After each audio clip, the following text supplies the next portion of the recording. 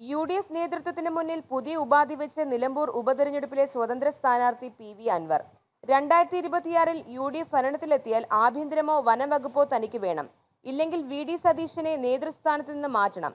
ആവശ്യങ്ങൾ അംഗീകരിച്ചാൽ UDF മുന്നണി പോരാളിയായി താൻ ഉണ്ടാകുമെന്നും PV അൻവർ പറഞ്ഞു. ഇന്ന് രാവിലെ 9 മണിവരെയും UDFന്റെ വേണ്ടപ്പെട്ട നേതാക്കൾ തന്നെ ബന്ധപ്പെട്ടിരുന്നു. അവരോട് ഞാൻ ഒറ്റ കാര്യം മാത്രമേ ആവശ്യപ്പെട്ടിട്ടുള്ളൂ. 2026-ൽ UDF ഭരണത്തിലെത്തിയാൽ ആഭ്യന്തരമോ വനംവകുപ്പോ തനിക്ക് വേണം. ഇക്കാര്യം എഗ്രിമെന്റാക്കി പൊതുമധ്യത്തിൽ പറയണം. എന്നാൽ VD സതീശനെ UDFന്റെ നേതൃസ്ഥാനത്തിരുത്തിക്കൊണ്ട് ഞാൻ അങ്ങോട്ട് വരില്ല. ഒരു പിണറായിയെ ഇറക്കി മറ്റൊരു മുക്കാൽ പിണറായിയെ കയറ്റാൻ ഞാനില്ല. സതീശനെ മാറ്റി മറ്റൊരാളെ ആ സ്ഥാനത്ത് കൊണ്ടുവരണം. ഇനിയൊരു പിണറായിയെ സൃഷ്ടിക്കാൻ ഞാനില്ല. നിലമ്പൂർ ഉപതെരഞ്ഞെടുപ്പ് മത്സര രംഗത്ത് നിന്ന് പിന്മാറില്ല.